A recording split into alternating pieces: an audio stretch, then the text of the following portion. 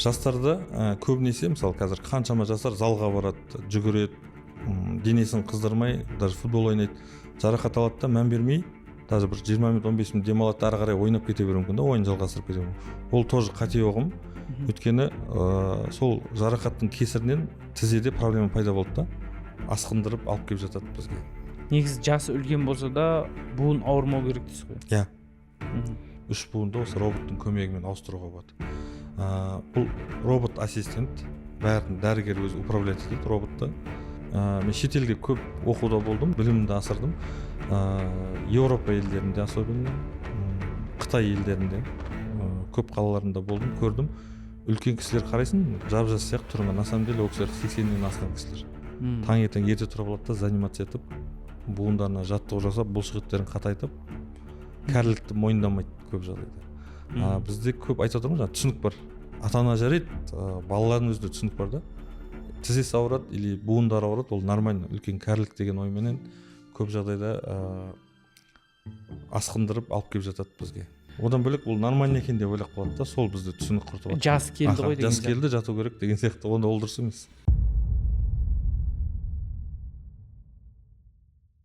Ассалаумағалейкум құрметті достар, сіздер Деникод каналындасыздар. Бүгінгі подкастты біз тізе ауруларын қозғайтын боламыз. Оның ішінде жарақаттан кейінгі болатын артрит, артроз, тізе буындағы аурулар, оның ішінде тізесіндегі буындар мүжіліп кеткен адамдардағы оны алмастыру, қазіргі заманауи технология роботтармен операция жасау, оны алмастыруды айтатын боламыз. Әдетте ауылда өскен кез келген адам көрген шығар, ата әжелеріміз немесе апаларымыз балтақпен жүреді, немесе жасы 50-ден асқан кезде уже коляскаға отырып қалады, немесе жүре алмай қалады, машинаға бүйтіп көтеріп салып жатамыз.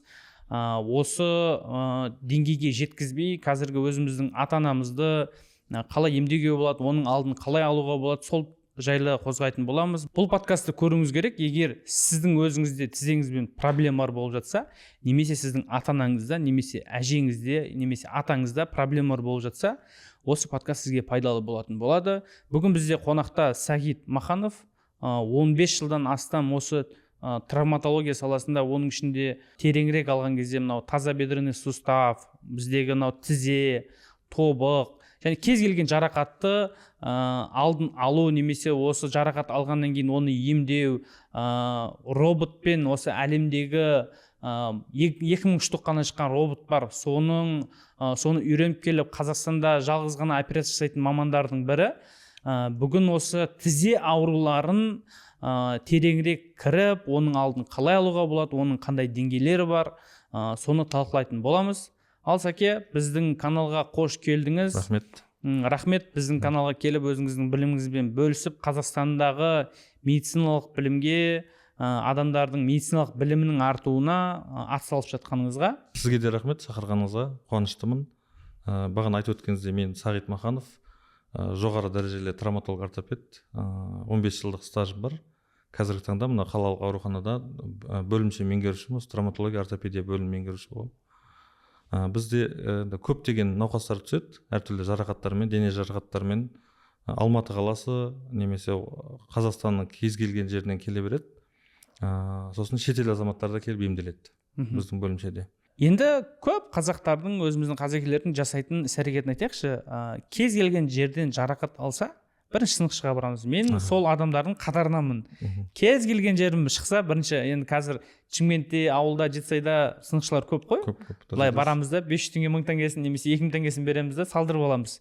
Алматыда енді сынықшы, білмеймін, табу қиындау. Ауылға барып.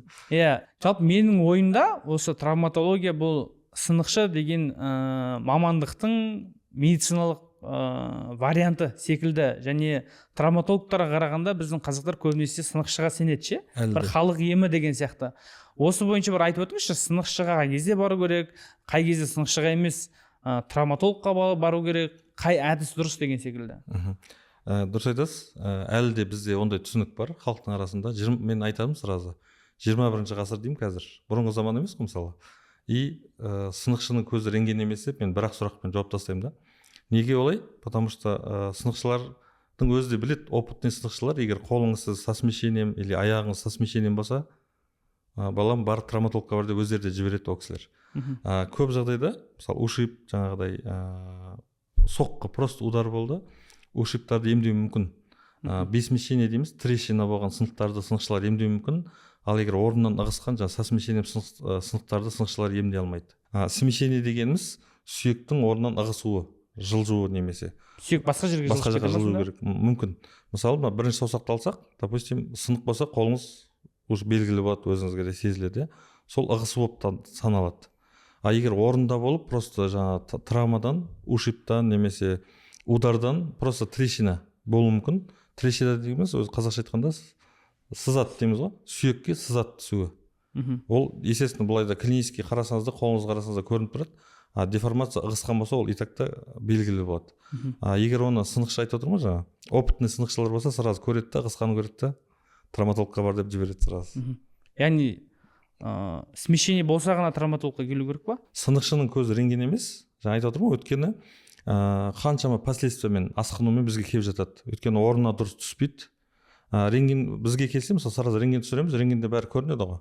Сондықтан уақытылы жарақат болды ма, сразу травматологқа келген дұрыс.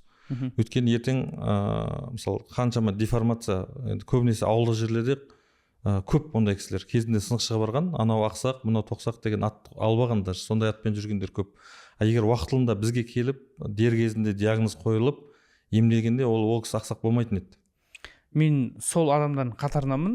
Мен мектеп кезде енді ер адам болған соң төбелесесің ғой, төбелесіп мынау көрініп тұр ма, мынау саусағым сынған. Төбелес сол кезде қазір қарасақ, мынау саусағым, мына екінші саусағымнан кішірек, сол кезде мына жер дұрыс емес салынып, дұрыс емес бітіп, осындай болып қалған ендеше. Пожалуйста, бұл әшейін мына саусақ қана. Қаншама үлкен сүйектер жүргенді кісілер қаншама. Үйде ауылға барып қалсаң, ақсаңдап жүреді, ол нормально деп ойлап қалады да. Оны сынықшыға барып емдеу ол дұрыс емес пікір. Өйткені айтып отырмын ғой, сынықшының көзі рентген емес. Рентгенде бәрі сынған, сынбаған, ығысқан, ығыспаған бәрі көрініп тұрады.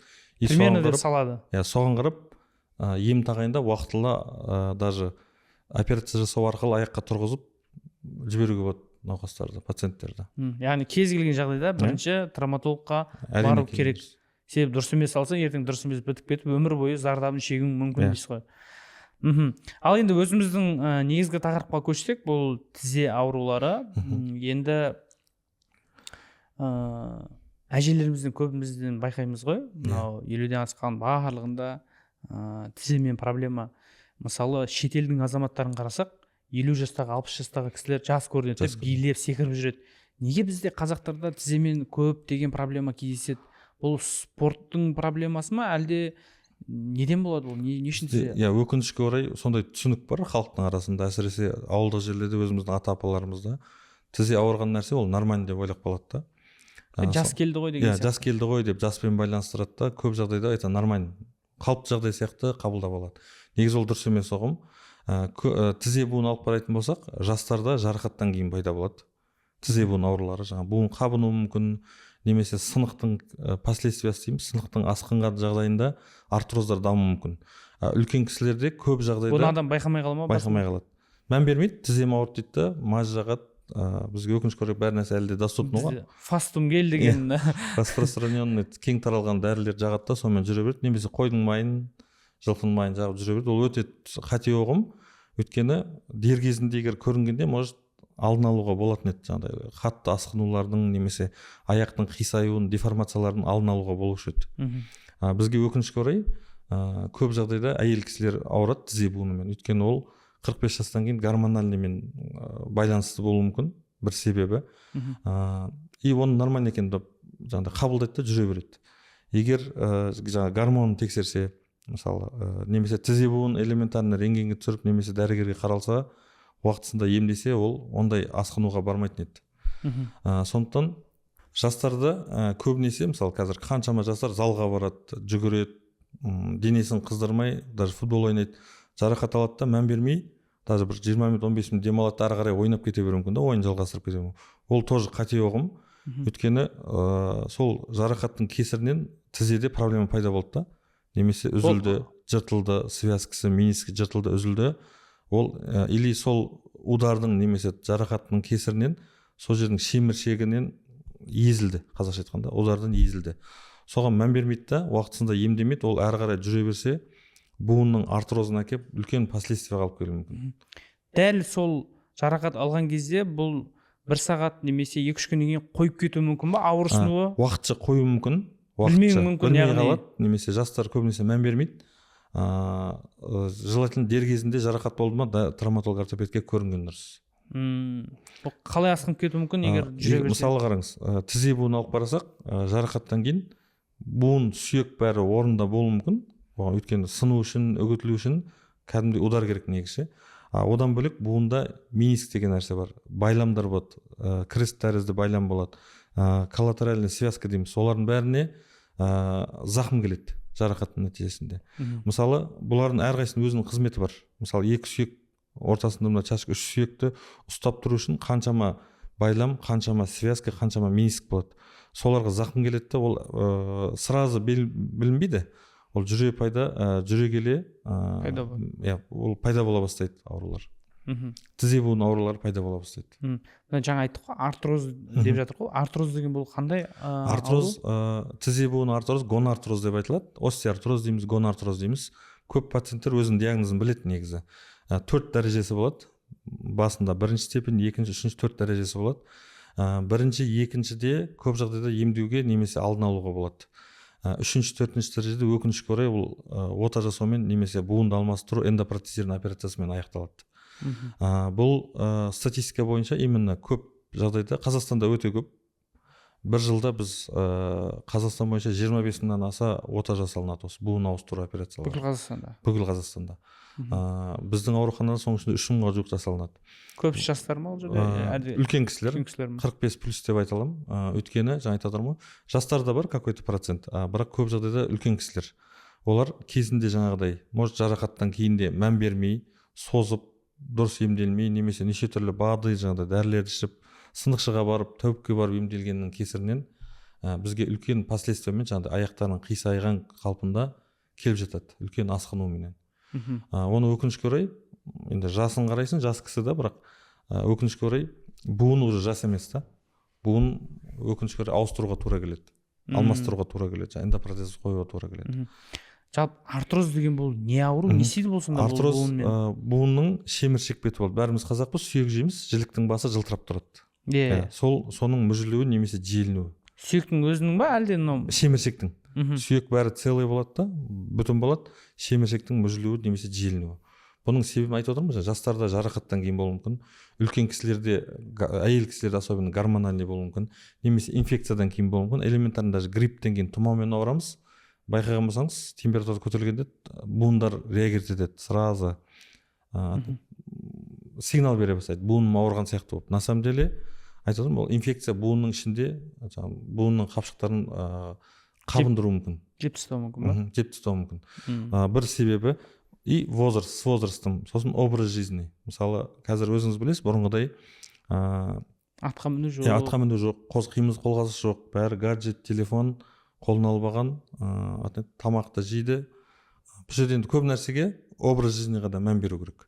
Мысалы, тамақ жеген тамағымыз қазір неше түрлі нелер шығып кетті ғой, дайын өнімдер. Соған мән беру керек. Плюс салмаққа қарау керек. Артық салмақтан көбінесе тоза бастайды, шеміршектің бәрі. И возрастной. Қосымша потом аурулар жаңағы инфекционный. И тағы да тұқым қуалайды. Әкесінен, атасынан берілуі мүмкін какой-то процент. Әр пациенттің өзінің несі болады, андай бейім болады. Мысалы, уақытысында дәрігерге қаралып, сол моменттерді учитывать етсе, ескерсе, бұл ауруға алып келмеуі мүмкін. Ертерек емдеп тастауға болады. Жаңа айттыңыз ба, 1-ші, 2-ші деңгейде бұл кішкене ғана желінеді сонда. 1-ші деңгейде алатын болсақ, көбінесе жаңағыдай басалып келеді. Буыны мысалы сәл ауырып бастайды. Ісіну мүмкін, қызуы мүмкін буыны, какой-то бір умеренный боль болуы мүмкін, ауру сезім болуы мүмкін, аурусыз сезім. Елдер маз жағатта қарамайды, мән бермейді, жүре береді. Ол 2-ге, 3-ге, 4-ге дейін кейде байқамай қалады науқастарымыз. Сол дер кезінде емдесе, операцияға жеткізбеуге болады. 2-ші деңгейде ауру сезім болады, ісіну болады буынның. И 1-шіге қарағанда ол көбейе бастайды. Мысалы, ұйқыдан кешке ауырса, уже күндіз ауыра бастайды. ауру сезім күшейе бастайды. Сосын буындарда хруст дейміз, қытырлау басталады. Қытырлай бастайды. Иә, буындардың уже әрекет, қимыл қозғалыс әрекетіне әсер ете бастайды. Мысалы, қалыпты жағдайда аяғы бүгіліп спокойно жазылып тұрса, бұл жерде уже ограничение, кішкене нелер басталады, шектеуліктер басталады, қозғалысы шектеле бастайды, қазақша айтқанда. Бұл екінші деңгей. Бұл екінші деңгей. Осы 1 мен 2-ні операциясыз емдеуге болады. Емдеуге болады, әрине емдеуге. 3 пен 4 қалай болды? 3-ші дәрежесін алып қарасақ, 3-ші дәрежеде жаңағы симптомдар бәрі болады. Ауру, ісіну, қимыл қозғалысының шектелуі, бұған қосымша аяқтың қисаюы қосыла бастайды уже. Шабандоздар сияқты бейді. Шабандоздар сияқты. Аяқ ішке қарай қисаюы мүмкін, варус деп айтылады, сыртқа қарай қисайды, вальгус деп айтылады. Бұндай көп қазақстанда? Варустар өте көп. Варус ішке қарай қисайды. Өйткені ішкі шеміршектің мүжілуден. Көп жағдай осы іш шеміршектен басталады негізі. Бірінші степен болсын, екінші степен болсын, іш жағы мүжіліп желініп бастайды да, ол ары қарай жүре береді, мән бермейді, аяқ уже қисая бастайды. Ал 4-ші деңгей? 4-ші деңгей уже қисаю болады, ауру сезім күшейеді, уже аяқ қимыл қозғалыс өте шектеулі деңгейде болады. Жүрамай қалады ма? Жүрамай қалады, лестницамен көтеріліп түсу өте қиын болады. Тізеде жаңа симптомдардың бәрі болады, бұған қосымша тізеде уже шектеуліктер пайда болады. Аяқты мысалы бүге алмайды, немесе бүксе жазамайды. Сондай нелер қосыла бастайды. Бір қалыпта тоқтап қалады дейсіз. Ол уже организм қимыл қозғалысқа бәрі әсер етеді. Мысалы, бой ұзын ата-апаларымыз кішкене бойлары қысқарып, өйткені талтаңдап жүруі мүмкін. Жатып қалады дейсіз ғой. Жатып қалады немесе айтып отырмын, орнынан отырып тұру уже қиын бола бастайды. Мынау бізде Инстаграмда неше түрлі жағатын маздар немесе баттар бар ғой. Солар емдей ма негізі осы артрит? Өте көп, өкінішке орай, иә. Қазір свободно деп айтуға болады. Онда қарау керек та. Бет алды, анау айтты екен, мынау айтты екен де оны алып іше беруге болмайды. Оның составын, құрамын қарау керек. Доказательная база дейміз. Действительно мынау доказательствосы бар ма, жоқ па қарау керек. Бет алды анаған көмектесіп, мынаған көмектесіп деп оны алып қабылдай беруге болмайды. Бірінші, екінші деңгейде осы мазбен емдеуге бола ма, болмай ма? Тоже айтып отырмын, оны дәрігерге қаралып, нақты диагноз қойып барып ем қабылдау керек. Яғни барып 10-15 деген консультациясын алып, нақтысын білу керек дейсіз ғой. Точно диагноз қойып, мысалы, СТО-ға барсаңыз да сіз тықылдап тұрса, сіз өзіңіз тықылдады екен деп айдап кете бермейсіз ғой машинені. Барасыз, тексерілесіз, диагноз қоясыз, машиненің қай жері нетті. Сол сияқты организмде сондай уже сигналдар басталған кезде сразу дәрігер, травматолог, ортопедке келіп қаралған дұрыс болады. Жаңа айттық қой, 3-ші, 4-ші деңгейде де жүре беретін адамдар бар.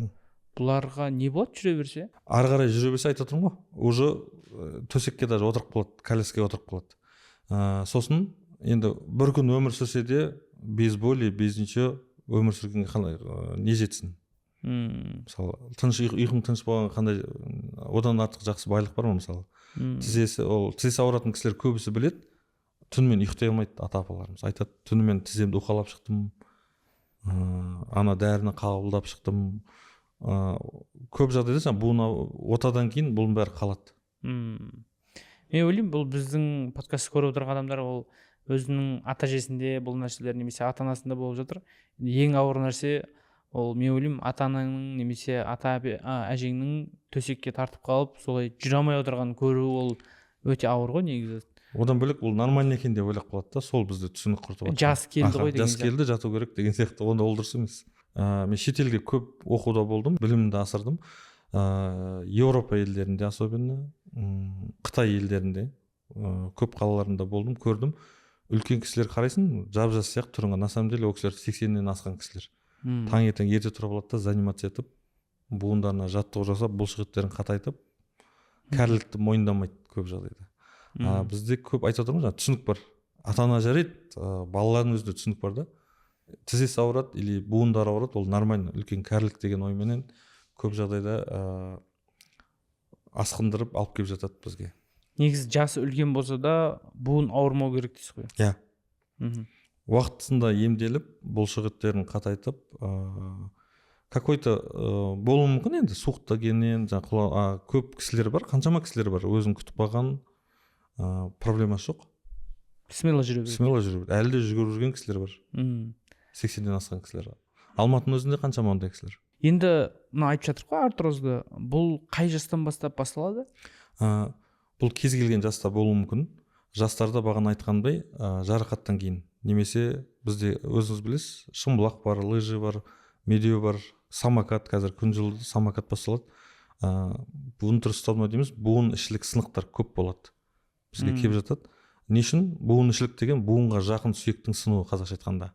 Өйткені сүйек сынған кезде мына шеміршекті повреждать етеді да, зақымдайды да, артроз пайда болады. Бұл жастарда кездеседі. Какой-то процент бар.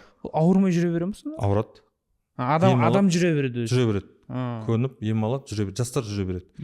Үлкен кісілерде 45-тен асқан кісілерде уже проблема басталады буындар.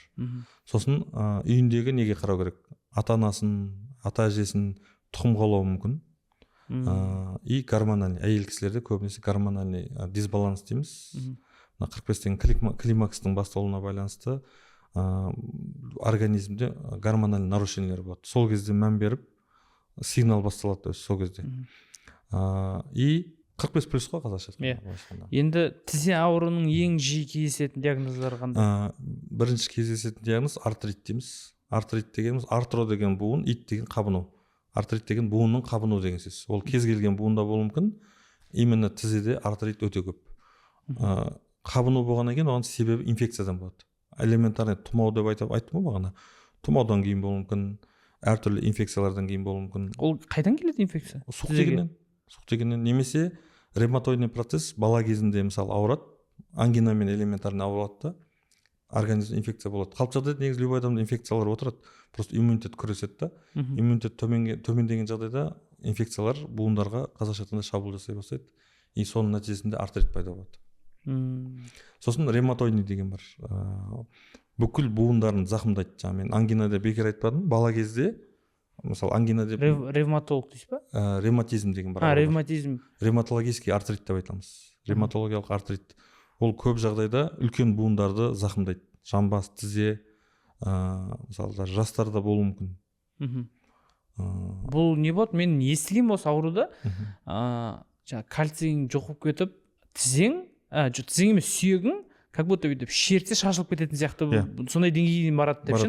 Деформат қисайып кетеді буында. Мойкамен жұмыс жасайтын адамдар, суықта көп істейтін адамдар, соларда ревматизм көп кездеседі дейді. Ревматизм жоқ. Бұл жерде ревматизмнің енді себебі әртүрлі. Көп жағдайда тұқым қуалауы мүмкін. Атасынан, әжесінен, немесе папасынан, мамасынан берілуі мүмкін. И бала кезде дұрыс емделмегеннен болуы мүмкін. Инфекцияны элементарный ангина деп отырмыз. Соны емдемегеннен болуы мүмкін. Себебі өзіңіздің обычный тұмаудан, тұмау. Артрит деген айтып отырмын, ол кез келген инфекцияның әсерінен буындардың қабынуы. Сосын артроздар, бағана айтқан 4 дәрежесі бар. Тізе буыны артрозы болуы мүмкін. Оның себебін бағана айтып өттік. Жастарда жарақаттан кейін, үлкен кісілерде мән бермегендіктен и асқынып келгендіктен артроз дамый бастайды. Қандай белгілерді адам өзінің тізесінен көрсе, бірден дәрігерге жүгіну керек? Бірінші кезекте ауру сезімі. Кез келген ауру. Тізенің ауруы, ол уже сигнал. Ауру, ол просто құрдан құр болмайды ауру сезім. Ауруден басталды ма, дәрігерге қаралу керек, тексерілу керек. Может жаңа ревматизмнің басталып келетқан жағдай болуы мүмкін. Немесе артроз, артриттің басты себебі болуы мүмкін, басталып келеткен. Бұл бірінші кезекте ауру. Мысалы тісің ауырса да сразу барасың ғой, ойбай не болды, сол сияқты бұл жерде де уже сигнал. Неғұрлым ерте емдесе, соғұрлым аз ақшаға түседі и оңай құтылып кетеді. Анандай асқыну последствиялар болмайды. Екінші симптомы ісіну мүмкін тізенің. Үшінші симптомы қимыл қозғалыстың шектелуі мүмкін уже. Мысалы тізе бүйтіп ашылып бүгілмейді. Бүгіп жазып жүр, мысалы даже футбол ойнап жүр, бүгін бүге алмай қалды аяғын. Ол уже үлкен сигнал деп айтуға болады. Тревога деп айтсақ болады.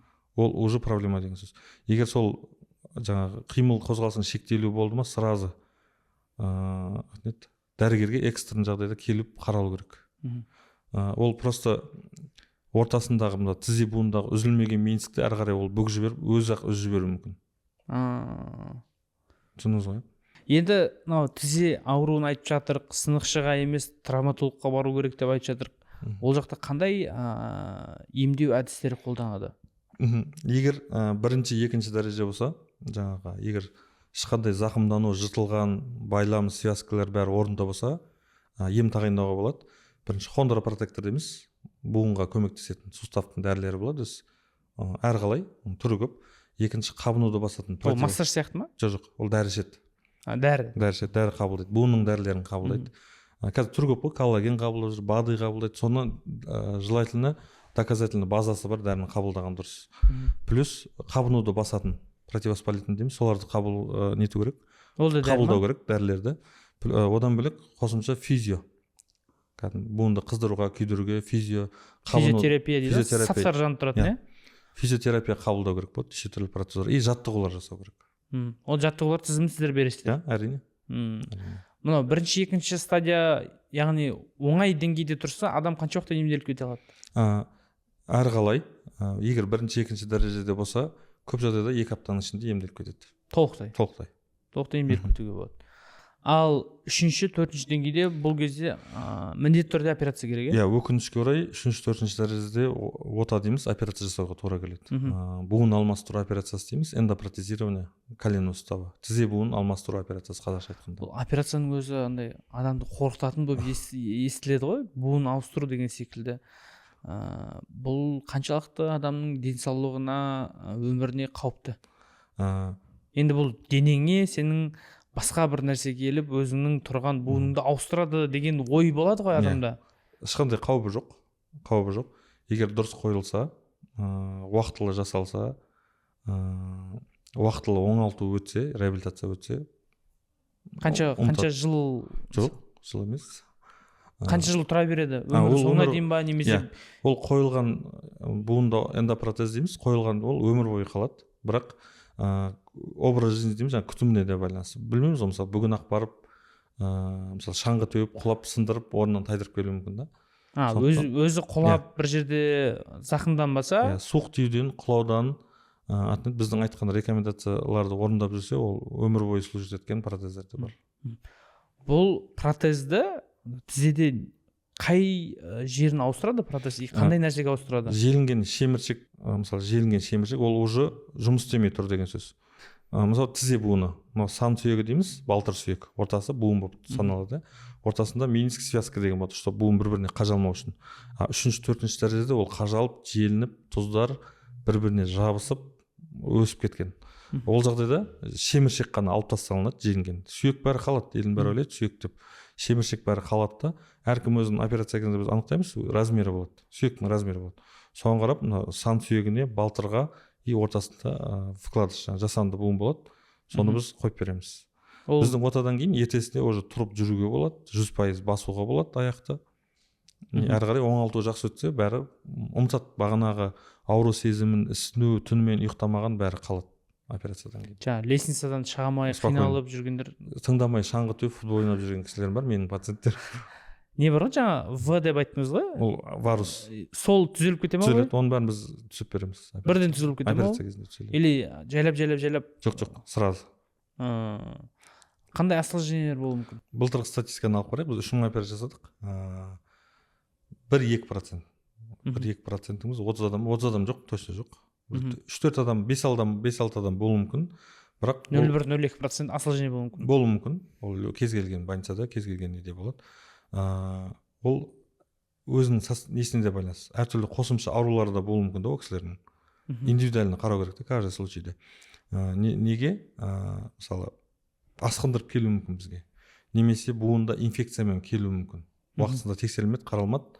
Бізге уже келді, временный улучшение болды да, и біз егер даже ондай асқыну болып жатса да, біз оны былай қойып қоймаймыз. Біз әрі қарай онымен науқаспен бірге емдейміз. Әрі қарай жолын таңдап, емдеу әдістерін өзгертіп, оны аяққа тұрғызып жіберуге тырысамыз. Ал операция жаңа жасайды ғой, сол жерде мынандай болуы мүмкін ба, жаңағыдай ішінде перитонит дейді ғой? Ол іш құрылыста. Ол іш құрылыста перитонит дейді. Буындағы инфекция деп отқаным сол ғой. Іріңдеу деген. Іріңдеу немесе тайып кету деген ситуациялар мысалы бола ма? И қанша пайыз ол ондай вероятность? Какой-то процент бар. Бірақ шетелде, Европада 10-нан жоғары ол нормально олар үшін. Бізде одан аз, бізде максимум 1-2% болуы мүмкін. Максимум. И то айтады ғой, оның өзін біз дер кезінде диагноз қойып, емдеп, әрі қарай науқасты аяққа тұрғызып жіберуге тырысамыз. Яғни өздеріңіз толықтай әрі қарай до конца клиент пациентті алып барасыздар. Әрине. Ал жүре алмай қалған адам операция жасатса ары қарай толық бұрынғыдай жас кезіндегідей жүріп кете ала ма? Иә. Спортпен айналысу жағы қалай? Бұл буын ауыстыру, буынды қалпына келтіру операциясы қазақша айтқанда. Қалпына келтіру деген бұрынғы болған буыныңды қалпына келтіру былайша айтқанда. Бұл операциядан кейін айтып отырмын ғой, қисығы түзеледі, бағанағы айтып кеткен ауру сезімдер, симптомдар, белгілер бәрі қалады. Науқаста образ жизнь жақсара бастайды. Түнде ұйықтамайды, бүгін нормально ұйықтайды мысалы. Ұйқысы тыныш болады былайша айтқанда. Спортпен проблема жоқ, айналыса беруге болады. Енді ауыр спорт түрлері болмайды однозначно, бірақ тыңдамай шаңғы теуіп жүрген менің пациенттерім бар. Олар мысалы қойған протез, ол орнынан тайып, ол жылжып кетуі мүмкін да. Түсіндіңіз ба? Сондықтан мысалы бассейнге спокойно баруға болады, ЛФК залдарға спокойно баруға болады. Мысалы тізе буыны ма, жоғары жаққа кардио тренировкалар болады, проблема жоқ. Аяққа болмайды? Аяққа болады. Разминкалар болады. Аяқты разгибать етеміз, бұлшықеттер қатайту. Бірақ отырып 50 килограммды көтеруге болмайды. Ондай енді дұрыс емес. Немере көтеруге болады, сразу айтамын. Немересін көтеруге болады. Ал жаңағы операциядан кейін ауру сезім қалып кету болуы мүмкін ба, болмауы мүмкін ба? Какой-то процент қалуы мүмкін. Ол айтып отырмын ғой. Бірақ көп пациенттер кете ма? Мысалы 90-100% деп алып қарасақ, 97-98% бәрі жақсы болады. Егер жаңағыдай қосымша аурулары болмаса.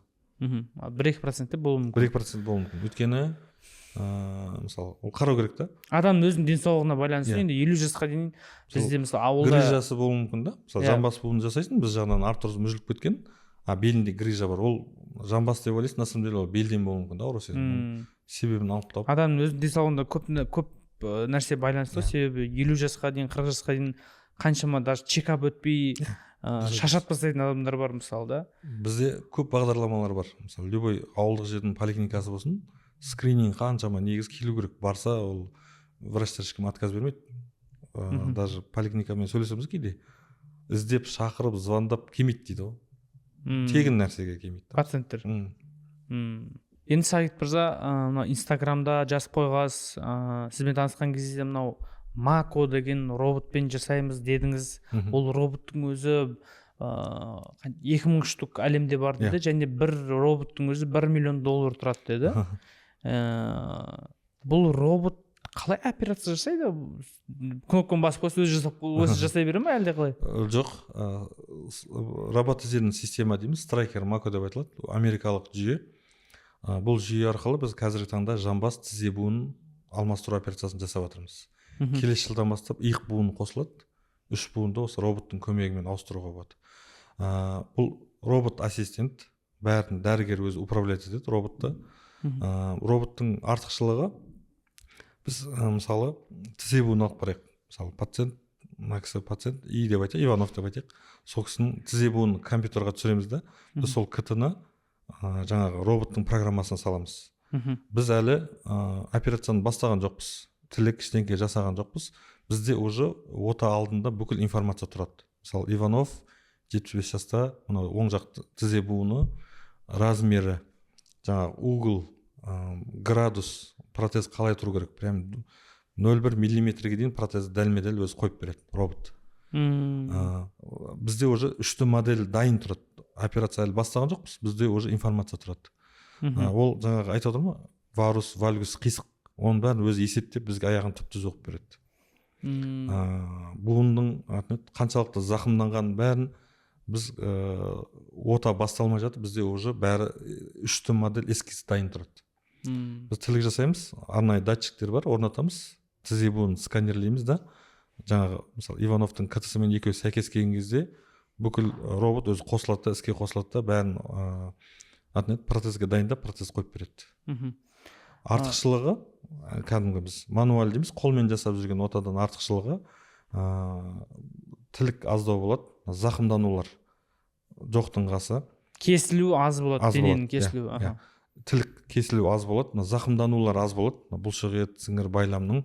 И робот, мысалы, өз граница болады. Мысалы, мына тізе буыны ма, мысалы, сен ешқандай нені, мысалы, қолмен кесіп отқан кезде, қолың дірілдеп, былай қарай кетіп қалсаң, ол зақымдауы мүмкін ғой. Бұл жерде ол робот автоматически тоқтап қалады. Әрі қарай жүрмей қояды. Өйткені экранда қарасақ, линия тұрады, граница тұрады, шекарасы. сонымен ғана жұмыс істейді да и дәлме дәл орнатып береді. Сосын повреждение минимальный и оңалтуы, реабилитациясы тез болады. Науқастар уже ертесіне кастельсіз, ходуноксыз 100% басып, даже билеп шығып кетеді науқастар, былайша айтқанда. Как будто операция болмаған сияқты. Бұны американецтер шығарған ба бұл роботты? 2000 штук бар дүние жүзінде, 1500 Америкада тұр, қалған 500 бүкіл мемлекеттерде. Соның ішінде бізде де құдайға шүкір бар, күніге қолданып, Қазақстанда үшеу бар, иә? Көмегімен жасап жатырмыз. Болашақта көбейеді деп ойлаймын әлі. Бұл Stryker Mako роботтық жүйені мен Америкада, алғаш рет Америкада көрдім. Стамбулда және Қытай мемлекеттерінде көріп үйреніп келдім. Еуропа елдерінде болдым, айтпақшы. Еуропа елдерінде бұл роботпен жұмыс жасауда Stryker Mako жүйесімен алғаш рет Қазақстанда алғашқылардың бірі болып мен сертификат алдым. Бірінші рет Стамбулда. Сол жерде университет бар. Инсайт центр деп айтамыз, учебный центр ғой. Сол жерде біз алғашқы рет макетке жасадық. И андай кадаврный курс дейміз. Өздерін добровольно өлген адамды трупқа жасап, біз сол жерде үйрендік. Одан кейін бұны білімді Қытайда және Америкада толықтырдым. Тағы сол жаққа барып тағы сол жаққа барып толықтырдым. Қанша уақытыңыз кетті? Бірінші рет, алғашқы рет 10 күнге бардым, ең бірінші барғанда. Одан кейін бір аптаға бардым жүйеге. Қазір толықтағанда бір айда кеткен ба? Әр кетті, иә. Ол көру ғой. Одан бөлек біз оқыдық қой. Теориясында оқыдық қой. Қанша жылдан бері уже осы роботпен ота жасап жүрсіз? 3 жыл, биыл 3-ші жыл. 3 жыл болды. 3 жылда сонда 9000, именно осы роботпен қанша операция жасадыңыз? Бұл робот жүйеменен бізде жылдан жылға көбейіп келе жатыр операциялар. Бірақ әлі өкімет тарапынан пока портал жоқ. Портал дейміз. Портал дегенде естіген шығарсыз, может, тегін емделу немесе ота жасату операциясы. Пока портал Қазақстан бойынша жоқ. Тек қана ақыл жасалады. Бір буын 4 миллион теңгеден басталады. Өйткені бұның расходниктар бәрі американский болғаннан кейін бәр нәрсе қымбат дүние қойылады, былайша айтқанда. Бұлай есептесең, жаңағы қаншама сынықшыға барады, дәрігерге барады, укол салады, ол 4 миллион теңгеден аса ақша жұмсап қояды бір буынның өзіне. Өйткені пациенттер жылдап ауырады ғой бұл буынменен. Сондықтан артықшылығының бірі буындары оңалту тез болады да, науқас тез қалпына келеді. И одномоментно бір мезетте 2 буынды жасауға болады роботпен. Қанша күнде келеді? Тез қалпына. Ертесіне 100% басып жүре береді. Адамның қолымен жасаған? Қолмен жасағанға кішкене бір айдан аса уақыт кетеді восстановлениеге. Оңалтуға уақыт көп кетеді. Мысалы, мануаль дейміз, қолмен жасаған операцияда бір ай уақыт оңалтуға кетіп қалады. Мысалы, нешелер резинаны алып, науқастарымыз аяғын көтеріп, жұмыс етіп. Роботтан кейін как будто операция болмаған сияқты ертесіне аяқтарын көтеріп, спокойно жүріп кетеді. Ақшасы бар кісілер тек осыған келеді дейсіз ғой? Ақшасы бар кісілер әрине роботқа келіп жасатады. Бірақ енді өкімет тарапынан қаралып жатыр. Қазіргі таңда бұған портал жоқ, тегін жасату пока жоқ. Ашылуы мүмкін ба? Болашақта білмеймін. Финансирование негізі жылдан жылға медицинада көбеймейді ғой. Қасында қанша маман бар бұл операцияны жасай алады? Основной негізі жасап жүрген 2-3 жігітпіз, нақты жасап жүрген. Бүкіл Қазақстан бойынша. Бүкіл Қазақстан бойынша. Бұл тек осы тізе бар, тазобедренный сустав бар. Осы екеуін ғана ауыстырады. Қазақстан бойынша тізе, жамбас буын, айтып тұрмын, 25 мың адам жасалынады. Ол без робота жасалынады. Сол егер, конечно, робот шамасы келсе, 25 мың адам бәрін жасауға болады роботпен. Бұл тек кезекке тұрғаны. Өзіңіз ойлап қой, жылда соншама адам келе береді. Ол азаймайды цифрлар. Көп емес, азаймайды. Өйткені уақытысында қаралмайды, емделмейді, тексерілмейді, асқындырып бірақ келеді. Қарт адамдарда осы роботпен жасаса еркін жүріп кете ала ма? Иә. Сразу бірінші күннен бастап. Бірінші күннен. Менде көріп неден страничкамды қарасаңыз, бәрі қарт адам ғой, жас адамдар аз. Ең үлкен жастағы қарт қанша болды? 87 жастағы апам болды. Скоро оның кісіні шығарамыз. 2 аяғын бірден деп ойлағанбыз, бірақ үлкен кісі деп енді рисктер бар да, қауіптер бар да, бірақ анализдер бәрі жақсы. Пока бір аяғын жасап қойдық, ол кісі жүгіріп жүр. 3 айдан кейін 2-ші аяғына келеді, 2-ші аяғын жасап береміз. Бұл кісі төсек тартып қалған ба еді? Әлде жүре береді? Ол кісі аяқ қисайып, коляскамен келген маған. Фото-видеолар бәрі бар, страничкада. Скоро шығарамыз. Енді салайын деп жатсыздар, иә? Енді саламыз ол кісіні. Отзыв берді бізге, өзі довольно. Кеше келіп 17-ші күні келіп жібін алғызып кетті. Ең жас қай жаста болды? Ең жас 40 жаста. Осы тоже страничкада бар, жамбас буын жасадық. Бұл көбісі әйел кісілер дедіңіз, иә? Жастарда көбінесе инфекциядан кейін болуы мүмкін, немесе последствия коронавируса дейміз, ковидтан кейін көбейіп кетті. Ұршықтың мүжілуі особенно. Енді адамдарға буын денсаулығы туралы қандай кеңес бересіз? Дәрігерлік кеңесім уақытылы буын ауырып бастады ма, созбай, әшейін бірінші сигнал, ауру сезім деп айттым ғой бағана, сол моментте дәрігерге қарауларыңыздар өтінем. Өйткені осындай асқынуларға алып келмеу үшін дер кезінде диагноз қойылып, дер кезінде ем тағайындап, дер кезінде денсаулығына қарай бастаса, адамда бәрі дұрыс болады деп ойлаймын. Яғни білім алған осы саладағы қанша жыл еңбек еткен білім алған адамнан консультация алу керек. Әрине. Ал спортта өзінің әсерін бере ме, мысалы сау болуға? Спорт туралы да менің нелерім бар, роликтер бар, скоро шығады. Бізде көп жағдайда денені қыздырмай бастап кетеді. Ол үлкен последствия алып келуі мүмкін. Соның кесірінен ауырып жүрсіз? Соның кесірінен мен өзім залға барамын, қаншама ана жерде толып жүр деп айтуға болады. Минимум минус зақымданған. Оған қарамай давить етіп, әрі қарай жүретін кісілер бар. Ал достар, сіздерге Сағит мырзаның білімі пайдалы болды деген ойдамын. Біздің каналдың, және егер де сізде осындай тізедегі буынмен ата-анаңызда немесе өзіңізде ата-әжеңізде проблемалар болып жатса, немесе осы Мако роботына жүгінгілеріңіз келсе, Сағит мырзаның консультациясына жазылсаңыздар болады. Сілтеме біздің комментарий және описание бөлімінде, және осы жерге номер шығарып қоямыз. Осы номерге хабарлассаңыз немесе WhatsApp-на жазсаңыз болады. Консультациясына жазылып сізге офлайн, онлайн қабылдай беруге болады. Консультациясына келіп, өзіңіздің қазіргі денсаулығыңызды бір анализ жасап алсаңыз болады. Әрине. Сіз тек осы буын тіземен жамбаспен айналысасыз ба, әлде басқа да түрлі? Бүкіл. Суставтардың барлығымен айналысамыз. Мысалы қандай? Иық буыны, қаншама мысалы спортсмендер толып жүр, иығы шығып кете беретін. Сынықтар бар, бүкіл сүйектің сынығымен біз айналысамыз. Сол сынықтардың последствиясы, ортопедия деп айтамыз. Қалпына келтіру операцияларын жасаймыз. Мысалы, даже элементарный саусақ хальгус фальгус деп айтылады. Бірінші саусақтар қиылып, қаншама адам, мысалы, өзінің размері емес, үлкен размер аяқ киім киіп жүрген қаншама кісілер бар. Жастарда бар, үлкен кісілерде бар. И бүкіл буын, байлам, связкаларын бәрін қалпына келтіреміз. Сүйекке байланысты кез келген операция ма? Сүйек, буынға байлам, связкаларын қалпына келтіреміз. Мысалы, мынау әйел кісілерде болады ғой, мынау аяғында мына жердегі сүйегі бүйтіп бірінші саусақ битіп кетіп, былай шығып кетеді ғой. Сол жаңа хальгус фальгус деп айтылады. Сол хальгус фальгус. Бірінші саусақтың қисаюы, сыртқа қарай қисаюы. Вальгустың деформация дейміз. Ол біздің тема сол. Оны да бүйтіп кесіп тастап, қайтадан шығарып қоясыздар ма? Орнына келтіреміз, қисығын түзеп береміз.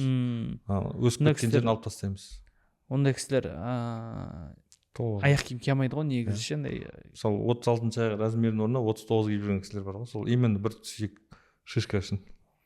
Ол сүйекті кескен соң ештеңе кетпейді, ертесіне тұрып жүре береді даже. Қорқынышты естіледі ше, бір сүйегіңді сенің бүйтіп кесіп алып тастайтын болса. Өсінді болып тұр ғой, мысалы. Мешет етеді. Артық өсіп кеткен. Оны алып тастамасаң басқа жолы жоқ.